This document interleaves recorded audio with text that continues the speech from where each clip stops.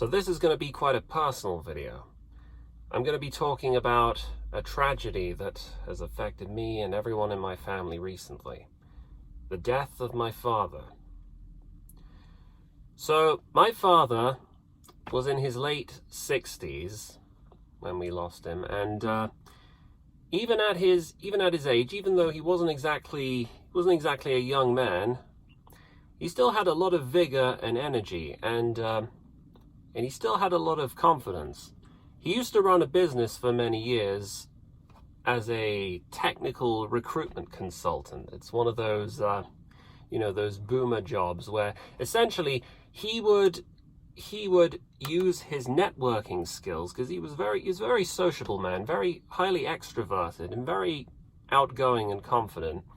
He would use his connections and his charm and his interpersonal and his wit and his conversations and his interpersonal relations to help people find jobs tailored to their personalities and their qualifications and their experience.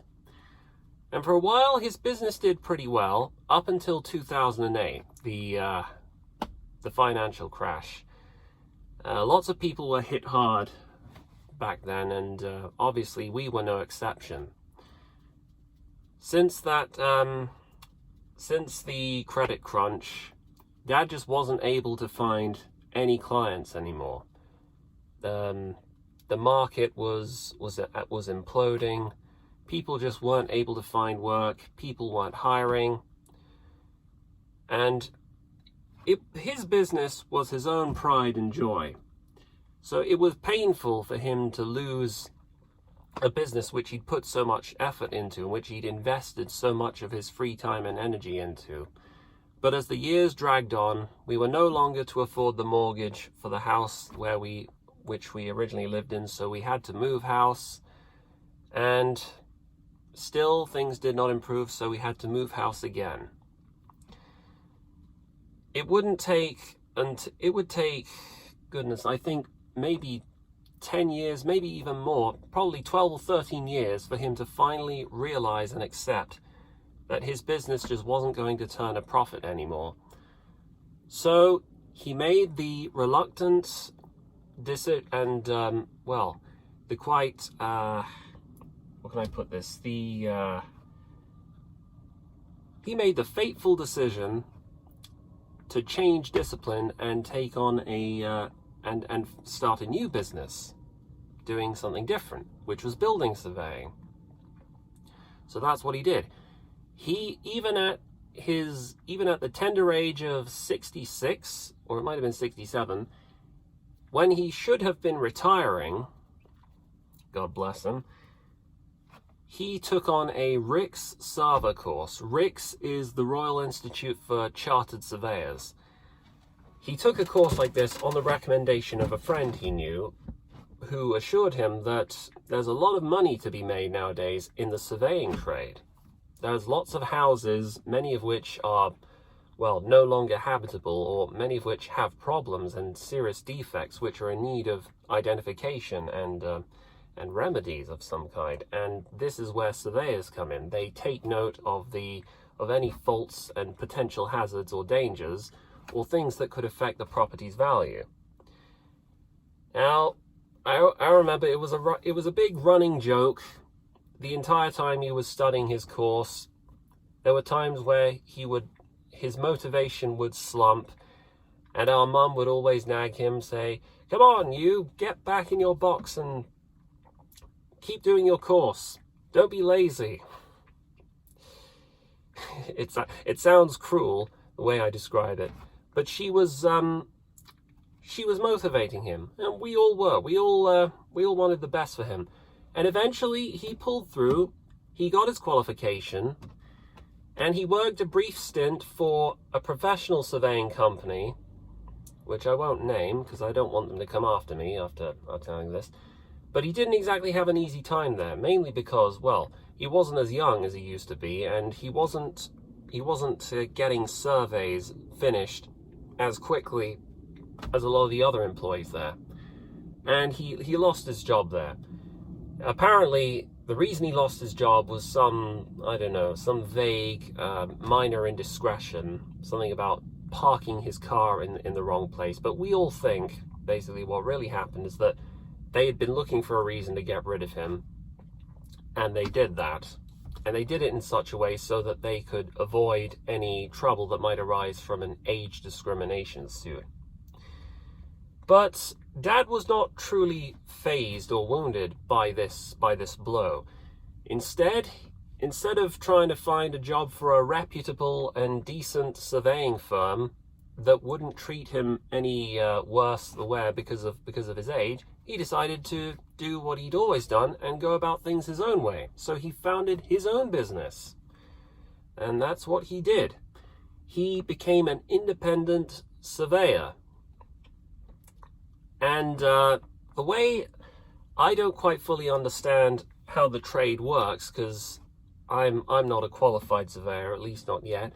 But there are lots of ways that independent surveyors, as long as they have the right qualifications, they can be forwarded jobs and commissions from featuring properties which need a survey done. And my understanding is, if you put in the effort, the more surveys you do, the more money you make. And Dad was doing pretty well at the time, even though he was in his late 60s, even though he was already at what should have been retirement age. He still did the best he could. He still churned out and hammered out those reports. He was helping us keep the wolf from the door and helping us keep up with those monthly interest payments on our mortgage and the utility bills. And we were all proud for him, because I feared that he would never recover from the damage to the psyche that the 2008 financial crash did to his business back in the day. But he seemed to have a sense of upward mobility, which was very inspiring. But things changed. Now we're getting to the timeline of his death. So in late 2023, this is when things started to change. In late 2023, Dad decided to take me on a supervised tour of a survey where he would take me to a house. He would show me basically the essential components of his job and what a surveyor is meant to do. And at this time, I had started taking a master's degree in surveying, because I decided I was quite adrift and directionless, and I thought, well, if I'm to get a serious job, I might as well do the same thing that my dad's doing. I can help the family business. I can get a foot in the door, and it might set me off in a certain direction. So that's what I did. So he took me on a tour of a survey he was doing, and the entire time he had a limp. His leg he was in so much pain, and he was dragging his leg. It was seriously affecting the quality and output of his work, because he barely had enough energy to get up the stairs. I had to physically help him. Now, this entire time, we all believed that it was nothing more than a mere cycling injury. He was in his late 60s, and obviously, when you reach an age like that, your physical strength just ain't what it was many decades before. So we all thought, it's a cycling injury. It will go away sometime soon. But it just got worse and worse, and it was seriously impacting him and the family, and it wasn't going away. No matter how many times we put ice on it, no matter how many painkillers he took, it just didn't seem to be getting better. And it got to the point where, after many failed consultations with physiotherapists, we took him to the hospital, and he underwent a CT scan. This was in September 2023. And it turns out that it wasn't a cycling injury at all. It wasn't a leg injury. It turned out he had stage 4 melanoma cancer growing in his leg. Now, Dad had bouts with cancer in the past, but we were taught very little about these. Mainly because Dad didn't like to trouble all of us. Mum and Dad never liked to trouble us with serious news like that. They only gave out information on a need-to-know basis. I suspect this is partly down to the fact that they didn't want to worry us, and maybe also in part because we didn't have any reason to think it was serious. Because We had no history of cancer in our family, in our bloodline. Our grandparents on Dad's side both lived to the ripe old age of 94, and we didn't have any reason to think that that would change. But obviously, something was different. And for those of you who don't know, stage 4 cancer in its progression is measured in different stages, and stage 4 is basically the final stage. It's when it's at its most serious and it's already spread to other parts of the body. And with cancer, because cancer is such a serious condition, it's a nasty disease, it's a nasty killer. The earlier you spot it, the earlier it's diagnosed, the better the chance you have of having it treated properly. So a stage like stage 0 or stage 1 is best, but not at stage 4. With stage 4, the clock is ticking. And this news shook the family like nothing we could have ever anticipated. And it didn't really sink in just how serious it all was until I think it might have been November of 2023 when we heard what his odds were. We heard that basically his chances of getting the cancer successfully excised and treated were basically 51%. And it was at that stage that it occurred to me, I realized I might lose my father. That was a sad time for all of us. And it was the beginning of a very long and very drawn out and painful battle with the inevitable. The many months proceeding after that, Dad was obviously too physically immobile and infirm to carry on his work. We were all taking turns in looking after and caring after him. We had a new hospital bed, which we placed downstairs in the living room because he was no longer well enough. He was physically impossible for him to move up and down the stairs. He couldn't sleep in the bedroom, which was upstairs. So we had to physically give him manual sponge baths. We all had to give him, palliative care and see to his personal needs, including his hygiene needs. That was the worst thing about it for me. There's a reason why.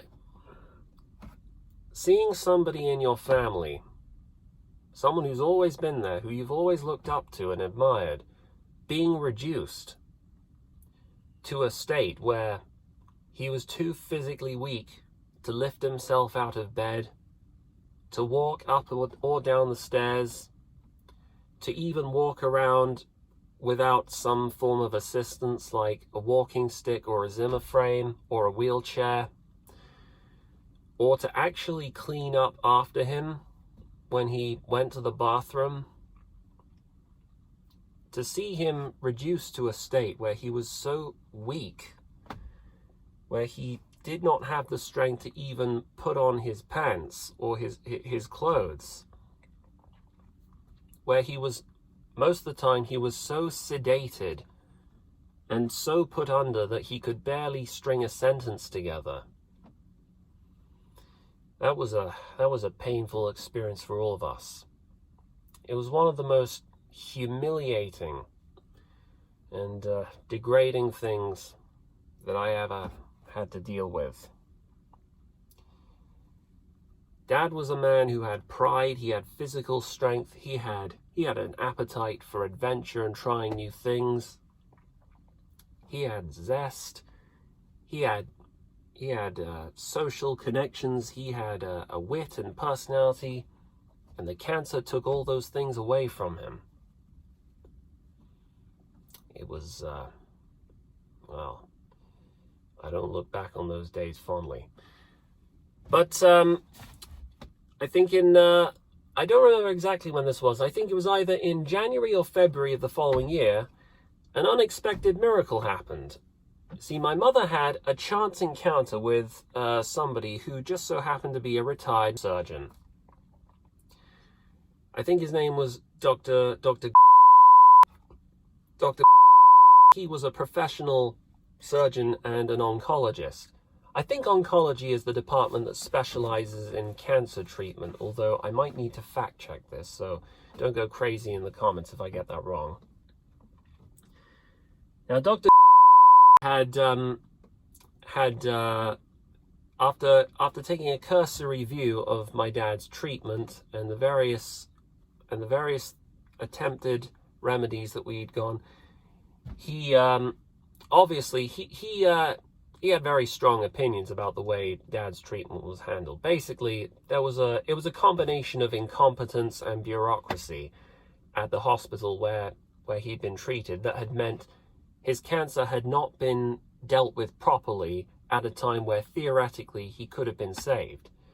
But then on the other hand, his cancer had grown at an unprecedentedly fast pace. So fast that apparently between the times where he had his first CT scan and his second, the first CT scan just did not pick up on it. And by the time he had his next CT scan, it had grown so big that it had progressed to stage 4, which did partly explain what the issue is. Although Dr.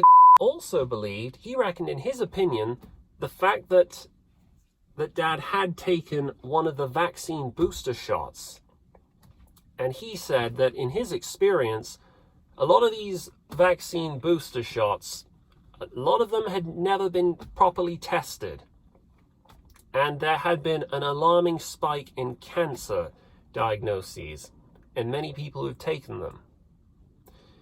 Now, my views on vaccines, especially the COVID vaccines and the boosters, are probably worth another video. But that was definitely something that gave us all food for thought. It makes me wonder sometimes how things might have turned out differently if Dad hadn't taken that vaccine.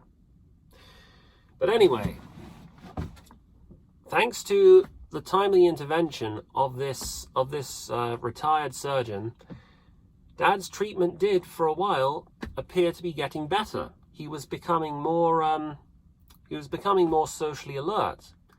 He now had the energy to move about by his own control. It seemed like things were getting better. From the months of February to July, things seemed to be looking up. We were even looking forward to him maybe making a full recovery. He'd had various treatments. He'd had immunotherapy and also chemotherapy. Well, in the final stages of the disease, and we got to celebrate Father's Day. It's bittersweet now that I look back at it, because I distinctly remember writing in his last ever Father's Day card, "Happy Father's Day, Dad. We're all waiting for you to get back on your feet so I can have more beers with you in the pub, and we can have more meaningful, deep conversations about life," because that was a thing that Dad and I used to do a lot. We would both have drinks at the local pub near where we lived, and we'd go on a little sort of tour around of all the various public houses around the area where we lived. And we'd sometimes we'd have these interesting discussions about society and politics. And speaking of which, that reminds me, Dad was in a lot of ways, he was a stereotypical boomer. Like, a lot of his beliefs, he was very much a product of his time period. I mean, God bless him. He was born in 1954, so I guess his views were typical of the era. A lot of the views that I had, he would take strong exception to, and the things he would say, each time it felt like we would be having the same conversations over and over again. And he would always say things like, "The problem is with the internet these days is that any old nutter can just write any old crap and nobody can believe it." He would say this And even though I would have discussions with him about how untrustworthy and how biased the media is, he would concede that while the media did make mistakes sometimes, overall, they had a good reputation for honesty and they were accountable. And if they made mistakes, then people would be holding them to account. So he was just one of those people. Like, he couldn't find it in him to accept that the world now is different to how it was back in his time. And it's amusing now that I look back, because it was frustrating as hell back then, because I kept trying to tell him about why the housing crisis is so crazy right now, why it's so hard to find a woman, and why how feminism has changed society in a not so positive way, and things like that. But he couldn't find it in him to meet me halfway. Anyway, I went off on a tangent there, but I do look back fondly on those conversations we had. And I honestly looked forward to us having more of them, because we all had reason to believe that things would get better. This was in May or June. But then we discovered later that there was another cancer, another tumor, this one growing in his abdomen, in his belly. And this one was even more aggressive than the last one. You see, the thing you've got to understand, for those of you who haven't ever personally dealt with cancer or seen someone dealing with cancer, cancer doesn't truly go away. It comes, it goes, and then it comes back again, stronger and nastier than last time. Like if you've ever played this game Nazi Zombies on Call of Duty, it's a game where you fight against zombies in an isolated remote region where the zombies are trying to overwhelm you. The game, it consists of a progressive series of rounds, with each round introducing more zombies, more dangerous and fast-moving zombies than the last, with an increasingly each round would get progressively more and more difficult than the last one. The game never truly ends until you finally become overwhelmed and you get killed. So cancer is sort of like that in a sense. It never gives up. It's a nasty disease. It will stop at nothing. And this cancer had grown so unexpectedly, unprecedentedly large in such a short time, even though we'd all put him on the course to undergo chemotherapy, and we'd all had these meds and antibiotics and various devices we put him on. We didn't know that this would be a turning point. It was the morning of July the 2nd, 2024, so a few months back now. And there was nothing to suggest on that morning that anything would happen. I remember being woken up at 6 o'clock, my mum panicking, running into my room, telling me to get downstairs and help Dad get up from his bed because he'd soiled the bed sheet. So I did that. We both heaved him, got him on his posterior, and then put him on the wheelchair. It was just a run-of-the-mill thing, because this sort of thing, it had happened before. Then we changed the bed sheet, and then I went back to bed.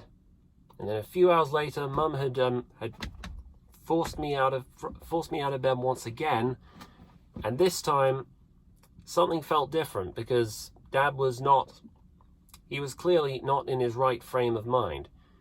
He was losing touch with reality. I remember Mum was telling to him in a panicked voice, "Come on, we need to get you in the chair." There was a wheelchair right in front of him. And Dad he seemed really out of it.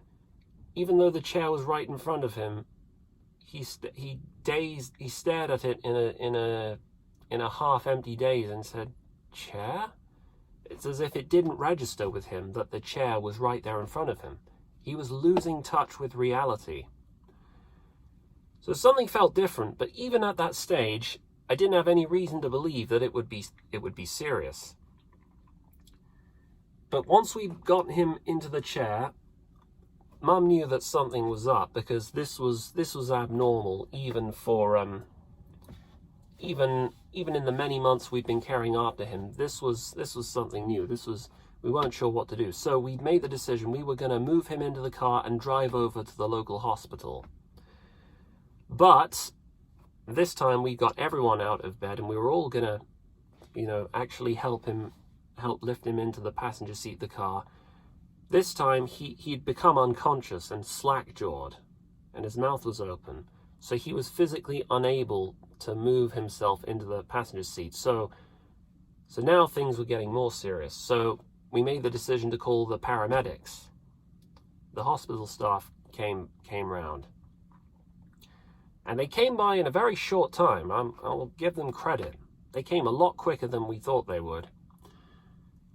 And when the moment they'd arrived, they ripped off his shirt and hooked him up to the electrocardiogram. And it wasn't until we all saw just how low the readings on the ECG were. I think first they read 65, then 60, then 55, then 50. It wasn't until then that it registered that we were going to lose him. And then it all happened so fast. Even back then, it's difficult to describe my reactions and my thoughts on what was going on, because it just felt so extraordinary and surreal. I could barely say a word. The next thing I remember, the lead paramedic asked us, does he have a DNR? Does he have an order to not have him resuscitated? And we were all so stunned, none of us spoke a word.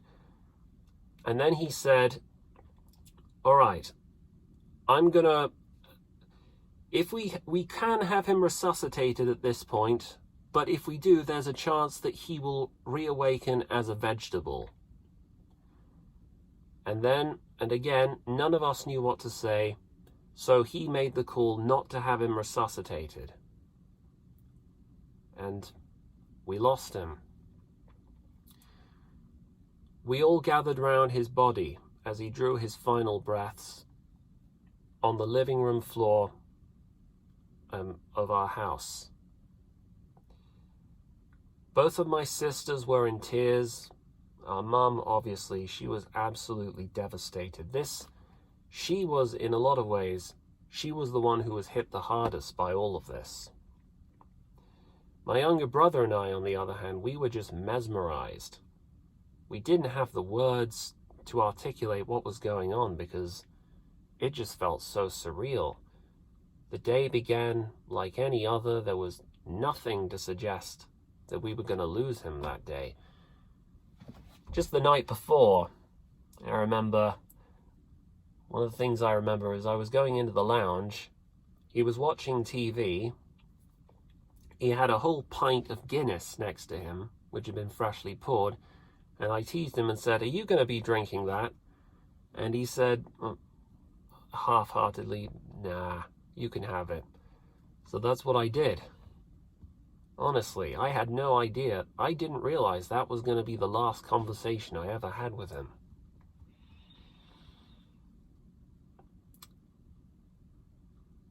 I phoned my place of work shortly afterwards and told them what happened, and I'd been granted a week of compassionate leave.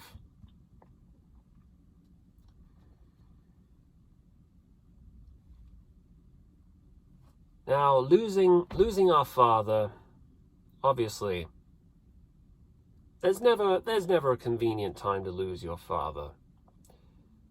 But on balance, I would say I'm grateful for the fact that I lost him at the age I am now, as a mature adult, and not as a child, because that would have been many, many times worse.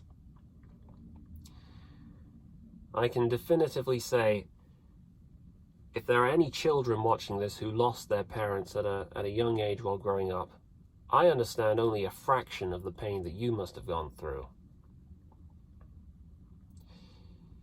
But personally, I was glad that it was over. Because as I've said before, cancer is one of the nastiest things that anyone can go through. Dad was a man who, even at his age, he had spirit to take on new things. He had the energy to cycle up and down the mountains with his friends. He had a zest for meeting new people. He was full of wit and charm. He liked putting himself out there and meeting other people. And he had a sense of pride. He had his own business. But the cancer took all that away and left him into a hollow shell of the man he once was. Honestly, to me, we really lost him back in September of last year when he first got the diagnosis. Now, people in my family will take a different view. They were all heartbroken and devastated when we lost him, but there are things worse than death. And just because you might be dying, but that doesn't mean that you're the one who's been impacted the hardest by what's happening. Because as I've said before, Mum is the one who's been impacted the most by this. Even now, sometimes when I speak to her, she becomes sorrowful and sentimental and overcome with grief. And I have to be there to comfort her and calm her down. More recently, I remember having a conversation about her, and she's been telling me, she told me how lonely she feels now that Dad's no longer in our lives, and she's thinking she might like to find a companion, someone to offer her comfort. It just feels surreal. Think that I'm going to be having a new person in my life, a new person who I might have to call father or dad. It's weird, man. I might have to describe my feelings on that in another video.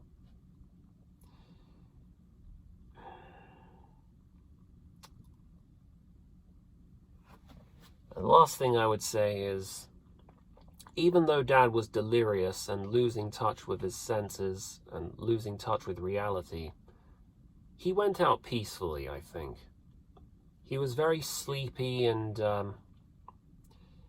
very tired and lacking in energy, but he did not appear to be in any kinds of distress or torment. And one thing that my sister remembers, one thing she swears by, which I never personally heard, but if her story is to be believed, she asked him once if he was in any kind of pain, and he reportedly said, "No, I don't feel anything." It felt essentially like he was extremely tired and he drifted off into sleep and he didn't wake up again. We can only speculate as to what it is he saw or what was going through his mind in his final moments. But I like to think that he was at peace. His entire life's work, putting us in good hands, giving us all a comfortable living, he hadn't managed to achieve it, but he'd done the best he could. He raised all of us. He'd raised a loving family, none of whom left his side in his last moments. There's probably more I'd like to say, but this video's gone on for quite a bit, and I'm probably going to get into trouble if I don't pick up the rest of the mail from the remaining firms. So you'll hear more from me if when the time comes, when I'm open to discuss more. All right, I'll catch you guys later.